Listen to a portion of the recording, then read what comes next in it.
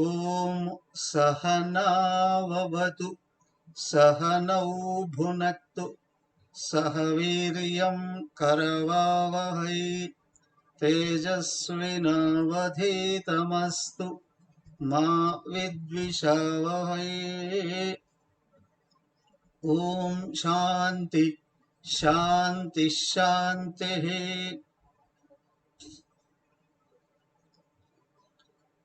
ఓం గురుర్బ్రహ్మా గురుర్విష్ణుః గురుర్దేవో మహేశ్వరః గురురేవ పరం బ్రహ్మ తస్మై శ్రీ గురవే నమః.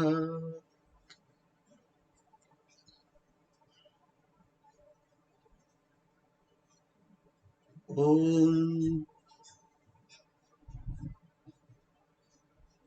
పార్థాయ ప్రతిబోధితాం భగవతా నారాయణేన స్వయం వ్యాసేన గ్రథితాం పురాణమునినా మధ్యే మహాభారతం అద్వైతామృతవర్షిణీం భగవతీం అష్టాదశాధ్యాయినీం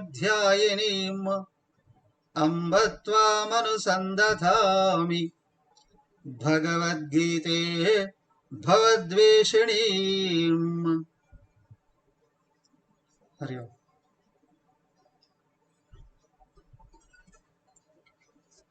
భగవద్గీత 12వ అధ్యాయం 8వ శ్లోకం వరకు వచ్చాం. ఉపాసనలో సాకార సగుణ ఉపాసన, నిరాకార నిర్గుణ ఉపాసన చెప్పిన తర్వాత ఉపాసన సరిగా జరిగితే, ఉపాసన పెరుగుతూ ఉంటే మనసు ధ్యానంలో నిలబడాలి.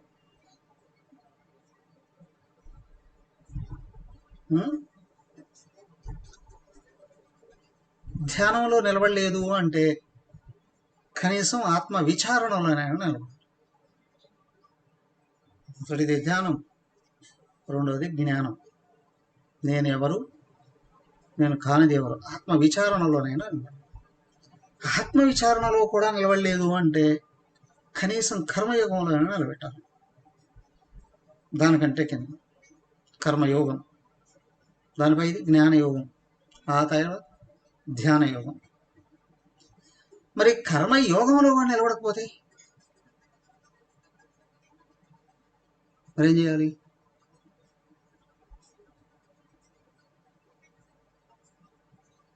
చేసేది సత్కర్మ, దైవ చింతనతోనైనా చేయగలగాలి, దైవ సమర్పణ భావంతోనైనా చేయగలగాలి. ఫైనల్. మరి అది కూడా కుదరకపోతే అండి, అది కూడా కుదరకపోతే ఇక నీకు దేవుడికి ఏ సంబంధం లేదు. సరే, ఎలాగా అండి? దాంట్లో ఫైనల్ స్టేజ్ నీకు మనసు ధ్యానంలో నిలబడుతుంది అని కానీ అనగలిగేటట్లయితే కూర్చొని ప్రాక్టీస్ చేయి. వ్యవహారాల్లో మర్చిపోకు. ఎలాగా? ఇదే మయ్యేవ మన ఆదత్స్వ మయి బుద్ధిం నివేశయ నివసిష్యసి మయ్యేవ అత ఊర్ధ్వం న సంశయః.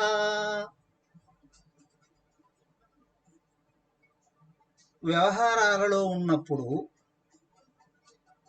ఇంద్రియాలు పనిచేస్తున్నాయి, వాటి వెనకల మనస్సు ఉంటుంది కదా.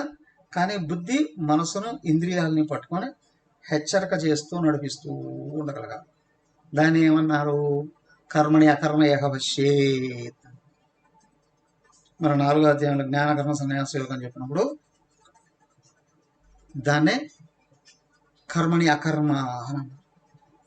అలా అండి, వ్యవహారాలు జరుగుతూనే ఉన్నాయి, కానీ బుద్ధి మర్చిపోకుండా ఉండగలగాలి. ఏమని? నేను ఆత్మను అనేటువంటి విషయం. పని చేస్తున్నది ఎవరు? దేహం, ఇంద్రియాలు. ఇంద్రియాలు దేహాన్ని పట్టుకుని వ్యవహారాలు చేస్తూ ఉన్నాయి. అవునా? కర్మేంద్రియాలు వ్యవహరిస్తూ ఉన్నాయి, వ్యవహారాల్లో ఉన్నాం. లేదా జ్ఞానేంద్రియాలతో వ్యవహారాలు చేస్తున్నాం అంటే ప్రపంచం నుండి విషయ గ్రహణం చేస్తూ ఉన్నాం. ఏది ఏమైనప్పటికీ కూడా అదే అధ్యాయంలో ఒక సూచన ఇచ్చారు. ఏమని? ఇంద్రియాణి ఇంద్రియార్థేషు వర్తంతః ఇతి మత్వా న సజ్జతే అని.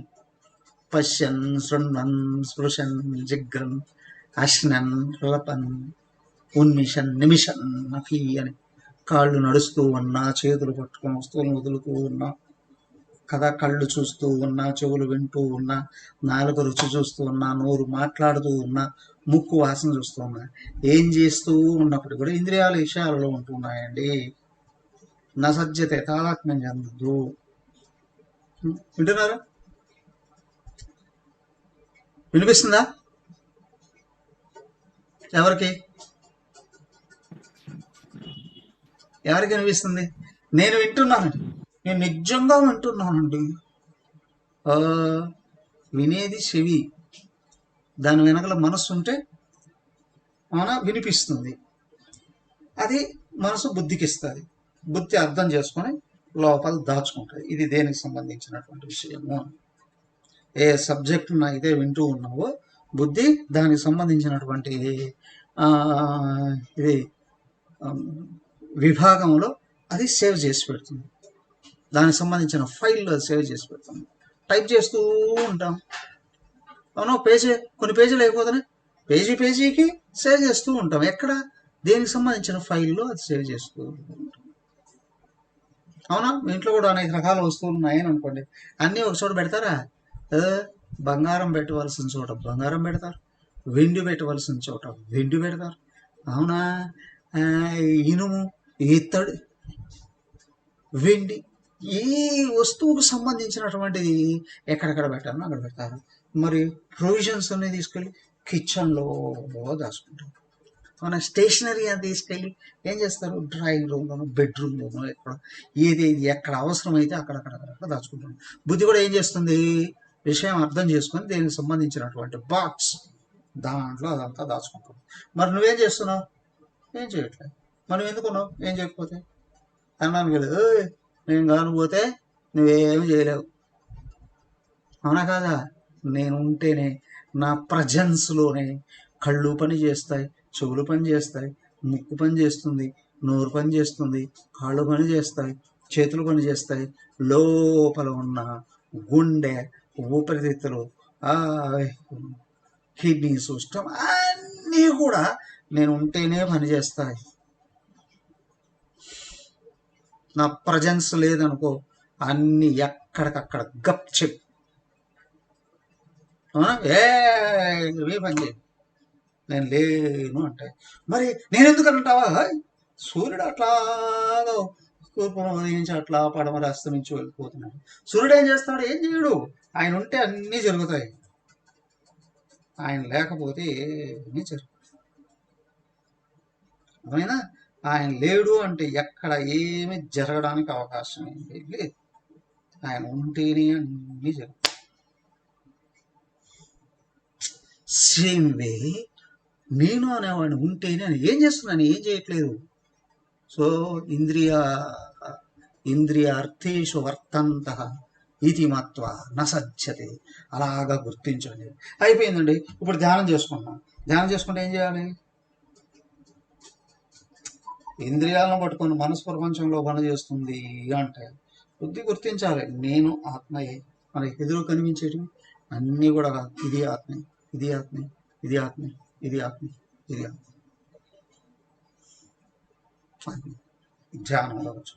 ఇప్పుడు ధ్యానంలో మనసు ఏం చేస్తుంది? మనసు ఏం చేస్తుంది? బుద్ధిని అనుసరించాలి. బుద్ధి ఏం చేస్తుంది? అయ్యా నేను ఆత్మను అందుకోవాలి అని అనుకుంటే శరీరం ఇది ఆత్మ కాదు, ఆత్మ వదిలి ఎదుటరా. ఇంద్రియాలు ఇవి కూడా ఆత్మ కాదు, ఇంద్రియాల నుంచి వెనక్కి ఇంద్రియాలను ఆపి.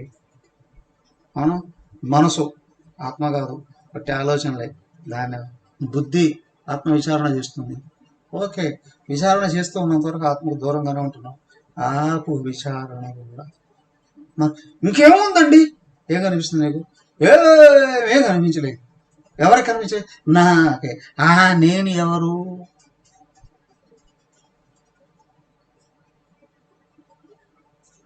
మనసు ఇంకా అటు ఇటు వెళ్ళకూడదు. నేనే పరమాత్మ అనే విషయం మనసు డిసైడ్ చేసుకోవాలి. ఎస్, ఇది పరమమైన. అవునా? బుద్ధి ఆత్మ విచారణలో ఉంటే మనసు అనుసరించాలి. మనసు వ్యవహారంలో ఉన్న బుద్ధి గుర్తించాలి, అన్ని ఆయనే. ఇది పరమాత్మ, ఇది పరమాత్మ, ఇది పరమాత్మ, ఇది పరమాత్మ. వేసావు. నేనెవరు? నేను పరమాత్మే. మరి నేను నన్ను గుర్తించాలి. కాబట్టి మిగతా వాటిని అకర్మణి కర్మయ పశ్యేతు. అకర్మలలో అకర్మ చూడండి. అకర్మ అంటే కర్మ చేయకపోవడం. ఏం చేయకపోవడం? శరీరం కదలకూడదు, ఇంద్రియాలు పరుగులు తీయకూడదు, మనసు పరుగులు బుద్ధి అన్ని ఆపేస్తే అకర్మ. కర్మ లేదు అక్కడ, ఉందా లేదా? అన్నిటికంటే గొప్ప అని ధ్యానంలో నిలబెట్టేశావు. అకర్మణి కర్మ. ఆపివేయడం సామాన్యం కాదు. నీకు నువ్వెవరో అర్థమైతేనే వీటన్నిటినీ ఆపేయగలవు. నేను నేలలో కూర్చున్నాను, నాకు ఏమీ కనిపించట్లేదండి. ఎస్, నువ్వెవరో గుర్తిస్తున్నావా? వీటికంటే వేరుగా ఉన్నావు కదా. నువ్వు ఎలా ఉన్నావు? అక్షరం అనిర్దేశ్యం అవ్యక్తం సర్వత్రగం అచింత్యం కూటస్థం అచలం ధ్రువం అని చెప్పారే. ఈ లక్షణాలన్నీ సమన్వయం చేసుకో ఇప్పుడు. నిలబడదాం అక్కడ. ఈ లక్షణాలని సమన్వయం చేసే స్థితి కూడా విచారణ. ఆ లక్షణాలు సమన్వయం చేయడం ఆగిపోయింది అంటే అచలం అన్నారు. చలించకో. ధ్రువం అచింత్యం, చింతన చేయకో. ఆచలం కదలేక, అట్లా స్థిరం ధ్రువం ఉండిపో. అలాగే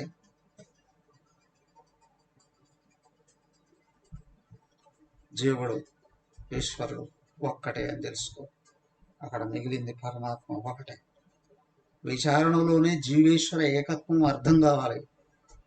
ధ్యానంలో పరమాత్మగా మారిపోవాలి. నివసిష్యసి మయ్యేవ ఊర్ధ్వం. ఇదే అన్నిటికంటే హయ్యెస్ట్. ఆయన ఏదో కనిపిస్తాడో, ఎట్లా చేయి పెడతాడో అట్ట వెళ్ళిపోదు. ఎంత సెకండ్లలోనే మళ్ళీ మన భాగవతం మందే. ఒకవేళ కనిపించిన 1000 ఏళ్ళు తపస్సు చేశాడు రావణాసురుడు. బ్రహ్మదేవుడు ప్రత్యక్షంగా వరం ఇచ్చాడు. మళ్ళీ ఏం చేశాడు వాడు? మళ్ళీ పాపాల్లోకి వచ్చేసాడు. దేవుడు ఏదో కోరుకున్న రూపంలో ప్రత్యక్షమై వరాలు ఇచ్చిన ధ్రువుడు కూడా ఏం చేశాడు? అయ్యా నీ ఒళ్ళో కూర్చోబెట్టుకో చాలు అని అన్నాడు. అవునా? అది కూడా కోరకుండా ఉంటే అక్కడ నాకు నువ్వే కావాలి అని అంటే ప్రహ్లాదుడు అదే చేశాడు. ప్రహ్లాదుడు ఏం కోరుకోలేదు. ధ్రువుడు కూడా నిలబడ్డాడు. ధ్రువ మండలం అండి అని అన్నాడు. ప్రహ్లాదుడు ఏమీ కోరలేదు. ఆ దేవతలు లక్ష్మీదేవతో సహా భయపడ్డారు ఆయన దగ్గరికి, నరసింహస్వామి దగ్గరికి వెళ్ళడానికి. ప్రహ్లాదుడు స్థుతించేటప్పుడు అట్లాగే ప్రహ్లాద స్థుతి ఆగిపోయాడు ఆయన. ప్రహ్లాద స్థుతి అంటే ప్యూర్ అద్వైతమైనటువంటి జ్ఞానం. ఉపనిషత్తు స్థితి.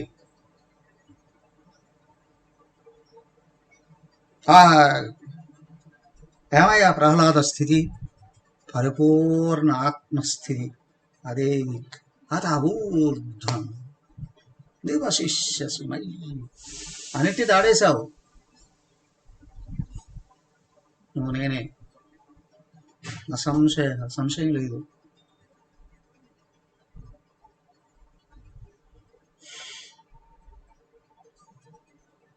నేను అందుకున్నట్టు ఎట్లా గుర్తించాలండి? నువ్వు గుర్తిస్తే, నువ్వు అందుకుంటే నీకే తెలుస్తుందండి. సూర్యుడిని నేను చూశానా లేదా అని ఎలాగా నమ్మాలండి? అడుగుతావా? డౌట్ వస్తుందా? సూర్యుడిని చూశాను, చంద్రుడా, ఈయన చంద్రుడా కాదా నాకు ఎట్లా తెలియాలండి? డౌట్ వస్తుందా? ఇది సముద్రమా కాదు, డౌట్ వస్తుందా? రాదు. దానికి ఏంటి అంటే, నువ్వు ఆత్మను అందుకున్నావా?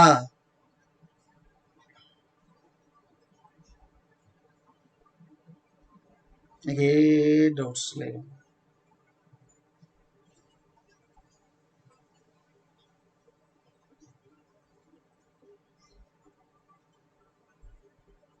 అన్నీ పోయినట్లే.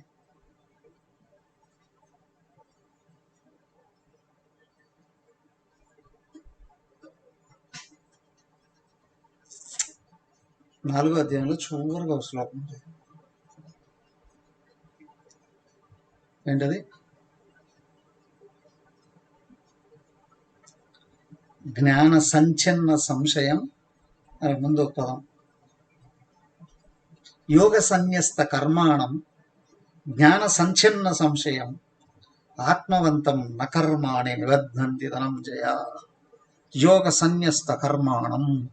నీ మనసు నిలకడ కుదిరింది అంటే నీకు వెనకల ముందు ఏ కర్మలు లేవు. ఇప్పుడు మనసు నిలకడలో ఉంది అంటే నువ్వు ఇంతకుముందు చేసిన సఖ్యతము పోయింది, ఇప్పుడు చేస్తూ ఉన్న ఆగాన్ని కూడా తెగిపోతుంది. జ్ఞాన సంచన్న సంశయం. ఏమయ్యా, నేను ఆత్మ అనే విషయం నీకు సంపూర్ణంగా లోపల అర్థమైంది అంటే ఆగామి కూడా లేదు, అక్కడ ప్రారంధం కూడా లేదు. జ్ఞాన సంచన్న సంశయం. నేను ఆత్మ అనే విషయంలో సంశయం రా. ఆత్మవంతం, ఆత్మగా మిగిలిపో. కర్మాణ ఇంకేం కర్మలయ్యా చేస్తూ ఉన్నాడు లేవు, ఇంతకుముందు ఉన్నాడు కర్మఫలాలు ఏ ఊర్ధ్వం, అన్నిటికంటే పైన ఉన్నావు. ఏ పైనండి? ఆకాశంలో పైన ఉన్నా. ఒకవేళ అట్లా ఏదైనా పైకి పోవడం ప్రయత్నం చేస్తే ఏమైనా దూకిపోయి జారిపోయి ఉంటాయి, కింద పడి చచ్చిపోతావు, ఇరిగిపోతాయి అన్నీ. ఆ పైకి కాదు, ఇదిగో దేహానికి పైన ఇంద్రియాలు, ఇంద్రియాల పైన మనసు, మనస్సుకు పైన బుద్ధి, బుద్ధికి పైన నువ్వు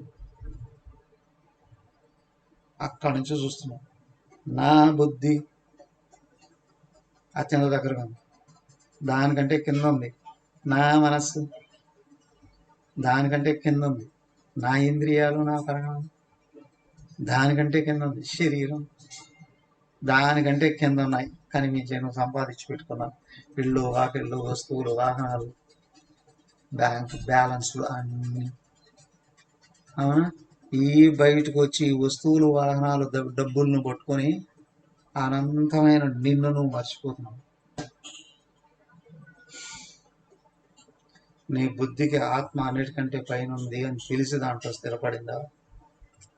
ఆత్మ కంటే అన్యమైంది ఏమీ లేదు, అంతా అన్ని ఆయనే అనే విషయం మనసుకు కూడా అర్థమయ్యి కరిగిపోయిందా? మయేవనే విషయం నువ్వు నాలోనే ఉన్నావు, నువ్వు నేనుగానే ఉన్నావు, నువ్వే నాకు నీకు తేడా లేనే లేదు. Final stage. దీనికంటే సాధన ఇంకా ఎక్కువ ఏం లేదు. మైనా ఏమయ్యా, బ్రహ్మాండం యావత్తు ఏ లోకాలకు వెళ్ళినా మళ్ళీ ఆ లోకాల నుంచి భూలోకానికి వచ్చి సాధన చేసి ఈ స్థితిని పొందాల్సింది. ఈ స్థితిని కానీ పొందావో నువ్వేమీ కోరుకోవాల్సిన అవసరమే లేదు. ఏమండి, ఒక్క డౌట్ ఏంటి? నా బుద్ధికి అర్థమవుతుంది స్పష్టంగా పరమాత్మ ఏ ఉన్నాడు, అన్యమైంది లేదు అని. కానీ మనసుకు ఇంకా ఏదో ఆరాటం.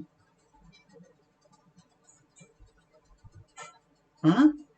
మనసుకి ఇంకా ఏదో ఏం ఆరాటం, రాసుకుంటే చాంతాడంత అవుతాయి. అవునా?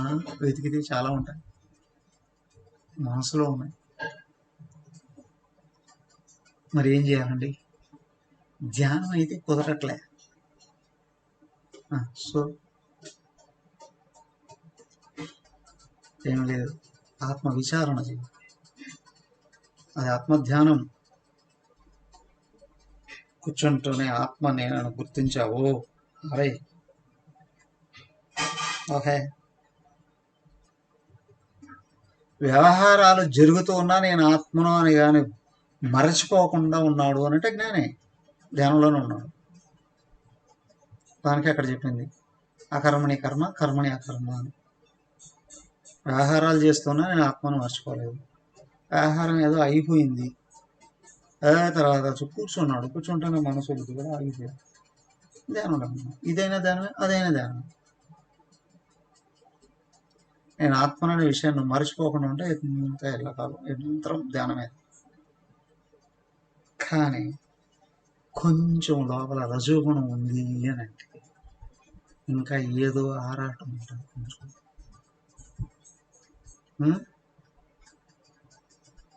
ఏముంటుంది?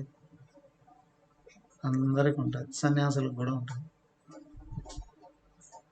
ఏదో సంస్థలు పెట్టాలను, ఏదో ఎక్కువ మందికి నేర్పించాలను, ఎక్కువ మందిని ఉద్ధరించాలను. ఏమన్నా ఉండొచ్చా, ఉండకూడదా? తత్వాన్ని అందుకున్నప్పుడు భగవంతుడే నివర్తిస్తాడు. అన్నీ అనుకోకుండా అన్నీ జరిగిపోతుంటాయి. దాడేసాం, దానికోసం ఎదురు చూడగలం, కామకూడదు. కానీ మరి గృహస్థులకు ఏముంటాయి? నా కొడుకు స్థిరపడలేదు, నా కూతురికి పెళ్లి కాలేదు, నయం. అవునా? నా మనవాళ్ళు ఎంత గొప్పవాళ్ళు అవుతారో ఏమో, వాళ్ళకు కూడా పెళ్ళిళ్ళు జరగాలి, ఆ పెళ్ళిళ్ళు కూడా నేను చూడాలి, ఇంకా వాళ్ళ పిల్లలను కూడా ఎత్తుకొని తిరగాలి. ఎవరికి? మనవాళ్ళకి మనవరాళ్ళకి పెళ్ళిళ్ళు అయి వాళ్ళను కూడా ఎత్తుకొని తిరగాలి. అవునా? వాళ్ళందరూ నా గురించి తెలుసుకోవాలి, నేను ఎంత గొప్ప,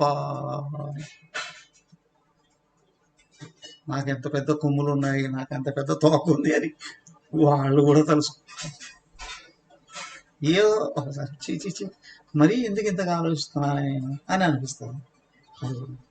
మళ్ళీ వదిలేసి పుస్తకం పట్టుకోవడం, ధ్యానం చేసుకోవడం, ఇది ఆరాటం కొంచెం తప్ప అండి ఎవరంటారు? కానీ బహిర్ముఖం అవుతుందిగా మనసు. అవునా? ప్రపంచంలో ఇంకా ఏదో సాధించాలను, సంపాదించాలను, చేసి చూపించాలను, అనుభవించాలను, ఏదో ఒకటి మనసుకు వెనకల కొంచెం రజోగుణం ఉంది అంటే రెపరెపలాడుతూ ఉంటుంది. దాన్ని ఏం చేయాలండి? అవన్నీ అవసరం లేదండి. మళ్ళీ కూర్చున్నాం, ఇప్పుడు ఏం చేయాలి? విచారణ, శ్రవణ, మనన, నిధిధ్యాసనం పెంచగలను. దాన్నే ఉపాసన, దాన్ని జ్ఞానయోగము, ఆత్మ విచారణకు సంబంధించి ఏం చేయగలగాలి? అభ్యాసం. ఎలా అండి? చూడండి, అథ చిత్తం సమాధాతుం న శక్నోషి మయి స్థిరం అభ్యాసయోగయుక్తేన మామిచ్ఛాప్తుం ధనంజయ. ధనంజయ, ధనంజయ ఇది ఎందుకు వాడారండి ఇక్కడ? ధనం అంటే ఏంటి? ప్రపంచంలో ఉన్న అన్ని, కీర్తి, ప్రతిష్ట, అధికారం, ఐశ్వర్యం, అంతేకాదు నా వాళ్ళైన వాళ్ళందరూ, నా ఫాలోయర్స్, లేకపోతే నా కుటుంబము, వెనకలో ఉన్న వాళ్ళందరూ, చుట్టూ ఉన్నవాళ్ళు అందరూ ధనం జయ. దానం మీద తాదాత్మ్యం వదిలేవయ్యా. ధనం జయ, జయించే దాని మీద తాదాత్మ్యం అని ఎవరు? ధర్మరాజే స్వర్గానికి వెళ్ళిపోయాడు. వెళ్ళిపోతే తీసుకువెళ్ళి స్వర్గం అంతా చూపిస్తున్నారు. చూపిస్తూ ఉంటే ఒక పక్క కనిపించారు వాళ్ళు ఎవరు, దుర్యోధనాదులందరూ స్వర్గంలో కనిపించారు. ఆ తర్వాత అయ్యా నా తమ్ముళ్ళు నాకంటే ముందు వచ్చేసారు కదా, వాళ్ళు ఎక్కడ ఉన్నారంటే వాళ్ళు నరకంలో ఉన్నారు అని అన్నారు. అదేంటి వీళ్ళు చిన్నప్పటి నుండి నిరంతరం జీవితాంతం అధర్మంగా వ్యవహరించిన వాళ్ళు స్వర్గంలో ఉండడం ఏంటి, నా వాళ్ళు నా మాట తప్పకుండా ధర్మంగా వ్యవహరించిన వాళ్ళు నరకంలో ఉండడం ఏంటి అని. నా వాళ్ళు ధర్మాత్ములు మంచివాళ్ళు, తాదాత్మ్యం ఎక్కడో ఉంది కొంచెం, అవునా? మళ్ళీ వెంటనే ఆలోచన వచ్చిందట, ఒకసారి దేహాలు ఊడిపోయిన తర్వాత నా వాళ్ళు ఎవరు, నీ వాళ్ళు ఎవరు? అవునా? ఈ దేహం పట్టుకొని దేహంతో చుట్టూ తిరుగుతూ ఉంటే కదా, ఆ దేహం ఊడిపోయింది అని అనుకోండి, ఇప్పుడు నావాడు అని అంటే ఏ జన్మలో నీవాడు? నా భార్య అన్నాను అనుకోండి, ఏమయ్యా పోయిన జన్మ అంతకుముందు ఏ జన్మలో భార్య గురించి అడుగుతున్నావు? అలాగే ఒక స్త్రీ అడిగితే మా ఆయన ఎక్కడున్నాడు అని, ఏ జన్మలో మీ ఆయన గురించి? చీ చీ చీ చీ చీ అడగడానికి కూడా అసహ్యంగా ఉందండి, అవునా కాదా? ఏ జన్మలో ఆయన గురించి అడుగుతున్నావు, ఏ జన్మలో భార్య గురించి అడుగుతున్నావు, అవునా? ఏ జన్మలో పిల్లల గురించి అడుగుతున్నావు, ఏ జన్మలో ఉన్న అత్తమామల గురించి అడుగుతున్నావు? బాబు వద్దు ఇంకా అనిపిస్తుందా లేదా? ఈయనకు అనిపించిందా? అరే స్వర్గానికి వచ్చి కూడా నా వాళ్ళు అనుకున్నాను ఏంటి అని అనుకున్నాడట, వెళ్ళిపోయింది లోపల. తాదాత్మ్యం దేహమే లేదు, తాదాత్మ్యం ఏంటి ఇంకా? తాదాత్మ్యంలో ఎగిరిపోయింది. ఆ మందాకిని నదిలో భగీరథి ఉందే స్వర్గలోకం నుండి వస్తుంది, అక్కడికి వెళ్ళి మందాకిని అని పేరు స్వర్గంలో, అక్కడికి వెళ్ళి ఆ మందాకిని నదిలో ఒకసారి స్నానం చేయడం వెళ్ళిపోయింది. ఆత్మస్వరూపం దాంట్లో అవునా? కొంచెం విచారణ, నేను ఎవరా అని విచారణ చేస్తే, నేనెవరో గుర్తిస్తే ఆరాటం ఎగిరిపోతాను. నేను ఇది అనుకుంటే తామర తంపర్లలాగా పెరిగిపోతూ ఉంటుంది. అస్సలు నేను ఎవరా అని విచారణ చేసి గుర్తిస్తే ఆరాటం పడిపోతాను. దానికి ఏం చేయమన్నారు? ఏం చేస్తావు? చేయగలిగింది చెయ్యి, చేయాల్సింది చెయ్యి. పూజ చేస్తావా, జపం చేస్తావా, శ్రవణం చేస్తావా, పఠనం చేస్తావా, అవునా? విచారణ చేస్తావా, ధ్యానం చేస్తావా? ఇవన్నీ అభ్యాసం దేనికి? ఆత్మలో నిలబడడానికి, ఆరాటం వదలడానికి. గుర్తించారా? నా లక్ష్యం పరమాత్మే అనుకున్నప్పుడు ఇవి నిరంతరం పెంచగలవు. అర్థమైనా? ఇవి పెంచితే విచారణలో ఉన్నట్టు నువ్వు ఆత్మకు దగ్గర అవుతుంది. సో ఇవన్నీ ఏది చేయాలన్నా కూర్చొనే చేయాలి, అవునా కదా? పూజ కూర్చొనే చేస్తాం, జపం కూర్చొనే చేయాలి, పఠనం కూర్చొనే చేయాలి, విచారణ కూర్చొనే చేయాలి, ధ్యానం కూర్చొనే చేయాలి. దేహాన్ని కదలలేక మళ్ళీ వెళ్ళి వ్యవహారాల్లో పడినైపోయి చాలా చాలా చాలా చాలా జాగ్రత్త. ఉత్తమోత్తమంగా ధ్యాన స్థితిలోకి వచ్చిన వాడు కూడా పొరపాటుగా వెళ్ళి కర్మలలో కానీ ఆసక్తుడి పట్టుకున్నాడు రా. సో ఆత్మతత్వాన్ని అందుకోవాలి అనే ధ్యానం దగ్గరకు వచ్చినటువంటి వాడు కుదరలేదా? విచారణను పెంచగలగాలి, నిరంతరం ఆత్మవిచారణలోకి వెళ్ళిపోగలగాలి. పొరపాటుగా కర్మల్లోకి కానీ వచ్చాడు జరుగుతుంది, మళ్ళీ దేహాత్మ వచ్చేస్తుంది, కామక్రోధాలు వచ్చేస్తాయి. ఇప్పుడు ప్రతి ఒక్కరికి జరుగుతూ ఉండేది ఇది. మళ్ళీ ఏం చేయాలండి? నీ గురువుతోనే సంప్రదించు, నీ సాధన ఏమవుతుంది అని విచారణ చేయి అని చెప్తాడు. ఇంతకుముందు నువ్వు ఎలా ఉన్నావు, ఇప్పుడు ఏం జరిగింది, ఎందుకు జరిగింది ఆయనకు మాత్రమే తెలుస్తుంది. మన గురువుకు మాత్రమే మన గురించి తెలుస్తుంది. నువ్వు ఎవరితో చర్చించినా నీ స్థాయి ఇదే అని అనుకుంటారు. మళ్ళీ ఆ మొదటి నుంచి చేయాల్సిన సాధన అంతా చెప్తాను. అర్థమైందా? దానికే అన్నారు, నీ గురువు మీద నీకున్న శ్రద్ధ, నీ గురువు ఇచ్చే సందేశం పనిచేస్తుంది.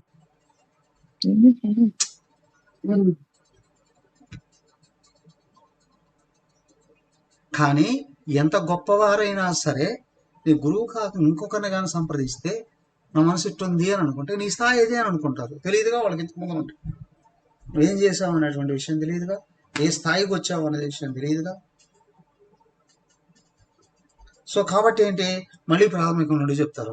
ఏమవుతుంది ఆ పరిస్థితి అని అంటే, దానికైనా నీ సాధన విధానాన్ని గురించి నీ గురువు నీ దగ్గర లేకపోయినా కళ్ళు మూసుకొని మనసులోనే ఆయన భావించుకొని చెప్పు, ఆయన ఎక్కడున్నా తెలుస్తుంది. భగవంతుడే ఆ రూపంలో నీ హృదయంలో కనిపించి నీకు సందేశం ఇస్తారు. నీకు నిరాకారాన్ని గుర్తించలేకపోతున్నావు అంటే సాధన దిగజారుతుంటే నిరాకారం నిలబడదు. సాకారంలో నీ ఇష్టదైవాన్ని అడుగుతావా, ఓకే. లేదా నీ గురువుని స్వరూపాన్ని భావించి అడుగుతావా, ఓకే. రెండు పరిస్థితుల్లో వెనకలున్న నిరాకారమే ఆ రూపంలో కనిపించి చెప్తుంది, లేకపోతే జరుగుతుంది. అలాగే కనిపించిన ప్రతి ఒక్కరికి చెప్పుకుంటున్నావు అని అంటే సాధకుడుగా కూడా భావించరు, సజ్జనుడుగా కూడా భావించరు. కారణం ఏమవుతుంది తెలుసా, లోపల ఉన్నది అందరి దగ్గర వ్యక్తం చేస్తూ ఉంటే ఆ భావాలు స్థిరపడిపోతాయి, ఆ వాసనలు ఏర్పడిపోతాయి, ఆత్మదృష్టి ఎగిరిపోతుంది. మళ్ళీ ఇంజన్లు పడతాయో తెలియదు.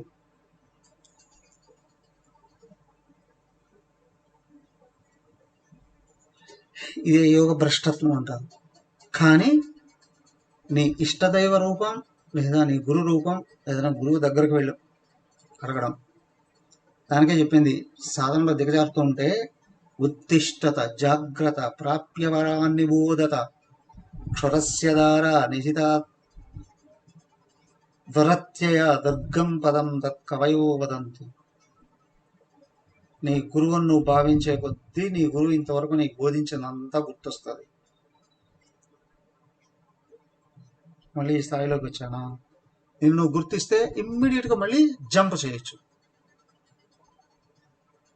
నువ్వు ఎంత ప్రాథమిక స్థాయికి వచ్చినప్పటికీ కూడా నీ గురువుని కానీ లోపల భావించి కానీ అడగగలిగేటట్లయితే within days, within hours jump చేసి దారిలోకి వచ్చేసేయచ్చు. నువ్వు కానీ బయట అందరికీ చెప్పుకోకుండా ఉండగలిగితే. ఇంకా కర్మగాలి గురువుగానే విమర్శిస్తే, గురువుగానే దూషిస్తే చాలా కష్టం అవుతుంది సాధన. గురువుగానే కించపరిస్తే చాలా కష్టాలు ఎదురవుతాయి. భౌతికంగాను, ఆరోగ్యపరంగాను, మానసికంగాను అన్నీ కుంటుపడిపోతాయి. దానికి గురువు మీ శ్రద్ధ పోనివ్వకు. నువ్వు సాధనలో ముందుకు వెళ్ళాలి అని అనుకునేటట్లయితే దానికే చెప్పింది, హతచిత్తం సమాధాతం నశక్నోషి మయి స్థిరం అభ్యాసయోగయుక్తేన మామిచ్ఛాప్తం ధనంజయ. అథ చిత్తం మయి స్థిరం సమాధాతం నశక్నోషి. నీ మనసును నా యందు స్థిరంగా నిలబెట్టడానికి అవకాశం లేనప్పుడు, బుద్ధిని నిలబెట్టకపోతే అని అనలేదు ఇక్కడ, మనసును నిలబెట్టుకోలేకపోతే, బుద్ధికి అర్థమే కాలేకపోతే ధ్యానం ప్రసక్తే లేదు. బుద్ధికి అర్థమైంది నేను అనేది ఆత్మ అయ్యున్నది అని స్పష్టంగా. ఇప్పుడు చెప్తూ ఉంటే వినేటప్పుడైనా ఇదే నేను అయ్యున్నాను అనే భావం కలుగుతుంది. గురు సన్నిధిలో మనసు నిర్వికల్ప స్థితిలో నిలబడుతుంది. అది అద్భుతమైనటువంటి ఆనందం కలుగుతుంది లోపల. శ్రవణంలోనే నిర్వికల్ప సమాధి స్థితి కలుగుతుంది. శ్రద్ధ అనేది ఉన్నప్పుడు మనసు చెదరదుగా.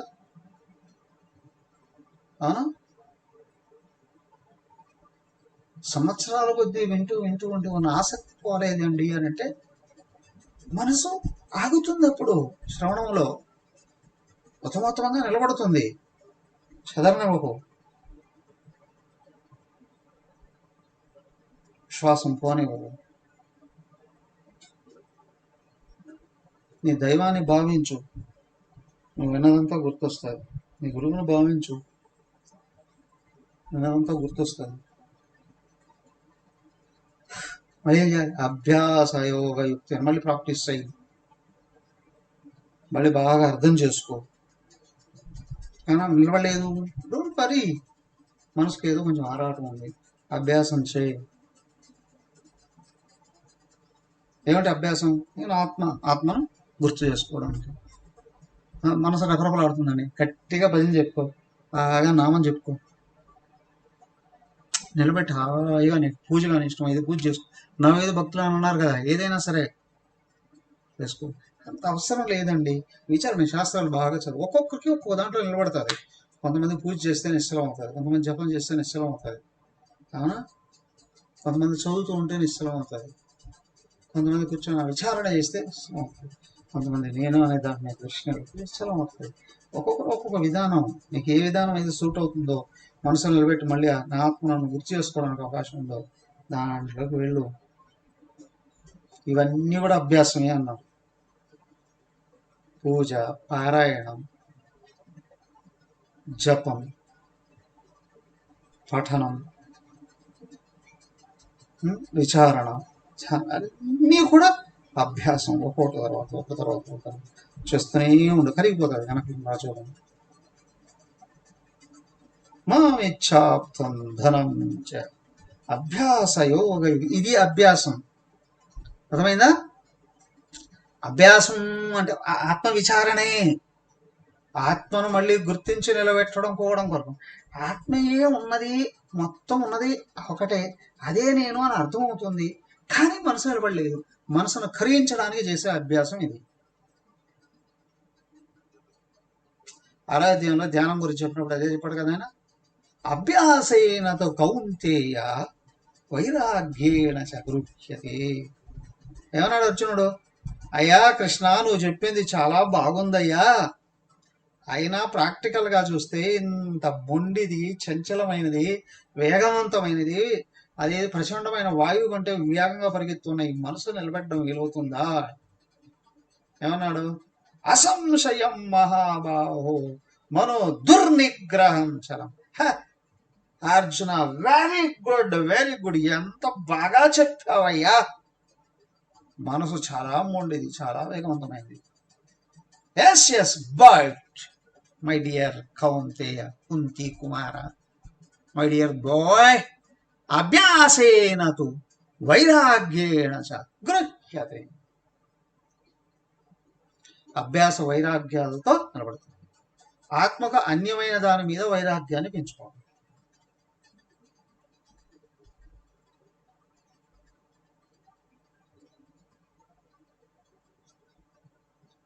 ఒక వ్యక్తి ఫోన్ చేసి మాట్లాడుతున్నాం, స్వామీజీ నాకు ఈ మధ్య ఒక బలహీనత ఏర్పడింది. ఏమిటి? యూట్యూబ్ చూస్తున్నాను స్వామీజీ, రాత్రి పూట గంటలు అట్లాగా కూర్చోవడం వల్ల చూస్తే ఏమైంది, నాకు కొంచెం అలజడి అనిపిస్తుంది, అశాంతి అనిపిస్తుంది. మనే తెలిసిందిగా నీకు, అవునా కదా? ఫోన్ పట్టుకున్నారంటే ఎవరు చూసినా ఫేస్బుక్, యూట్యూబ్, అవునా? చూస్తూ చూస్తూ చూస్తూ గంటలు, రోజులు, సంవత్సరాలు, జీవితాలు సర్వనాశనం చేసుకునే వాళ్ళు చాలా మంది ఉన్నారా లేదా?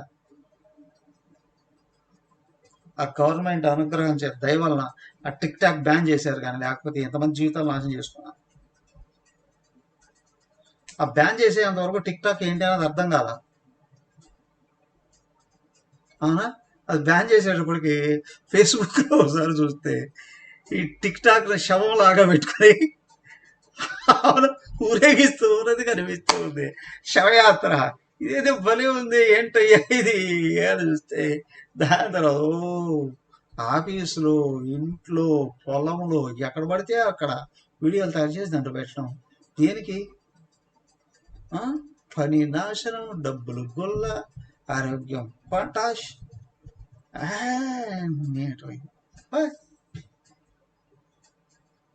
అలా కాదు. సో ఏమైందండి తెలుస్తుంది కదా, ఆపే నెమ్మదిగా స్లోగా నీకు అవసరమైన చూడు, నీకు పనికొచ్చేది చూడు, నీకు ఉపయోగపడేది చూడు. సూపర్ మార్కెట్కి వెళ్ళినప్పుడు ఇది ఏం చేస్తావు, ఏం కొనుక్కోవడానికి వెళ్తావు? ముందే అనుకొని వెళ్తావు కదా, దాని డబ్బులు చేత పట్టుకొని అది కొనుక్కొని వచ్చేయి. అలాగే నువ్వు మీడియాని యూజ్ చేసుకో, టెక్నాలజీని యూజ్ చేసుకో, నీకు పనికొచ్చేది చూసుకో. అలాగే ఈ భూమి మీద కూడా నీకు ఏది లక్ష్యం అయ్యిందో, ఏది పనికొస్తుందో, ఏది అవసరమో అది గుర్తుంచుకో. దాన్ని అందుకోవడం కొరకు ప్రాక్టీస్ చేయి. అభ్యాస యోగ యుక్తే. అనవసరమైంది, కిందికి లాగేది, అశాంతినిచ్చేది ఏదైతే ఉందో దాని మీద వైరాగ్యాన్ని పెంచుకో. అవసరమైంది, శాంతినిచ్చేది, లక్ష్యాన్ని చేర్చేది ఏదైతే ఉందో దాన్ని ప్రాక్టీస్ చెయ్యి. ఒకటే అంటే నేను ఆత్మను అనే విషయం నిరంతరం గుర్తుంచుకునేది ఎలా? లేదా అంతా భగవంతుడే అనే విషయం గుర్తుంచుకునేది ఎలా? అంతా ఆయనే భక్తి, అంతా నేనే జ్ఞానం, ఏదో ఒకటి. సో ప్రపంచంలోకి వెళ్ళావా అంతా నేనే అంటే చల్లదు, అంతా ఆయనే అనేది నమ్ము. ధ్యానంలో కూర్చున్నావు ఇప్పుడు అంతా ఆయనే అనేది కాదు, నేను దగ్గరికి వెళ్ళాలి, అప్పుడు ఆయన అనుభవానికి వస్తాడు. అభ్యాస యోగ యుక్తేన. అభ్యాస యోగం అభ్యాసం చేయి. నేనుగా నిలబడడానికి ప్రాక్టీస్ చేయి. ఆత్మస్పృహ పెరగడానికి ప్రాక్టీస్ చేయి. ఇది ఆత్మ విచారం. నేను ఏది, నేను కానిది ఏది? నేను ఆత్మ కదా. ఆత్మ అంటే నేను, నేను కానిది కారణ శరీరం నేను, నాది కావచ్చు అఫ్ కోర్స్. సూక్ష్మ శరీరం, మనోబుద్ధులు, ప్రాణం, ఇంద్రియాలు నావి కావచ్చు, నేను కాదు. శరీరం నాది కావచ్చు, కానీ నేను కాదు. నేనెవరో గుర్తిస్తే అయితే గీతే అన్ని శరీరాలు నావే కావాలి, అందరి శరీరాలు నావే కావాలి. అవునా కాదా? అవునా కాదా? వెనక్కి తిరిగి చూస్తే అందరిలో ఉన్నది నేనే కావాలి. 11వ అధ్యాయంలో చక్కగా అద్భుతమైనటువంటి స్పష్టమైన విచారణ వస్తుంది. చిత్తం సమాధాతు. సో కాబట్టి ఏంటి అని అంటే మనసును ధ్యానంలో నిలబెట్టడం కొరకు విచారణ చేయి. నేను కానిది, నేను కానిది నేను అనుకోవడం వల్లే నేను నన్ను మర్చిపోతున్నాను. నేను అయిన ఆత్మ ఏదైతే ఉందో దాన్ని నిరంతరం గుర్తుంచుకోవడం వల్ల నేను కాని దాని మీద నాకున్న తాదాత్మ్యం వెళ్ళిపోతుంది. ఈ తాదాత్మ్యం వెళ్ళిపోవడాన్ని వైరాగ్యం, నేను కాని దాని మీద తాదాత్మ్యం వెళ్ళిపోవడాన్ని వైరాగ్యం, నేను అయిన దాని మీద తాదాత్మ్యం పెరగడాన్నే జ్ఞానం. అది అభ్యాసం చేయాలి. వివేకం అన్నారుగా, ఆత్మ సత్యం తదన్య సర్వం మిథ్యా ఇది వివేకం. మరి వైరాగ్యం ఆత్మ కాని దాని మీద ఆరాగ్యం. ఇది పెంచుకో. నీ మనసు ధ్యానంలో పెడుతుంది, ధ్యానంలో కూర్చో, తత్వాన్ని అనుకో. First step, the final step, supreme step meditation. అందుకేనండి నేను అన్నీ మానేసి మెడిటేషన్లోనే కూర్చుంటానండి 24 గంటలు. జలకేజీలో ఉన్నవాడు డాక్టరేట్ కోసం ప్రయత్నం చేసినట్టు.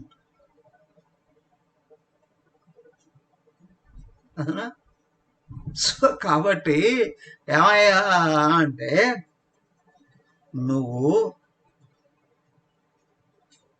క్రమంగా పైకి రా. పైకి వచ్చేసావా ధ్యానంలో నిలబడతావు. ధ్యానంలో నిలబడడం అంటే నేను అయినది ఏది, నేను కానిది ఏది స్పష్టంగా నీకు అనుభవంలో ఉంటే నీకు మనసు ధ్యానంలో నిలబడుతుంది. కాబట్టి దానికి ముందు స్టెప్ ఏమిటయ్యా? ఆత్మ విచారణ. ఆత్మను నేను అనే విషయాన్ని స్పృహలో పెంపొందింప తీసుకురావడం. ఆత్మ అనాత్మ విచారణ, ఇదే జ్ఞానయోగం. మొదలు చెప్పింది ధ్యానయోగం, దానికంటే కింద జ్ఞానయోగం. అయితే కొంతమందికి అనిపించేది, స్వామి మీరు ఏదైనా పని చెప్పండి 24 గంటలు చేసి పెడతాం, కానీ కూర్చొని వినడము ప్రాక్టీస్ చేయడము మా వల్ల కాదండి, ఇంకేదైనా చెప్పండి అన్నప్పుడు, ఓహో నీ మనసు ఆత్మ విచారణకి రెడీ కాలేదు. మరి అప్పుడేం చేయాలండి? కర్మయోగం చేయాలి. ఏంటండి కర్మయోగం? రేపు చూద్దాం. ఓం సర్వే భవంతు సుఖినః, సర్వే సంతు నిరామయాః, సర్వే భద్రాణి పశ్యంతు, मा कश्चित् दुःखभाग् भवेत्। ओम शांति शांति शांति। हरि ओम। श्री गुरुभ्यो नमः। हरि ओम।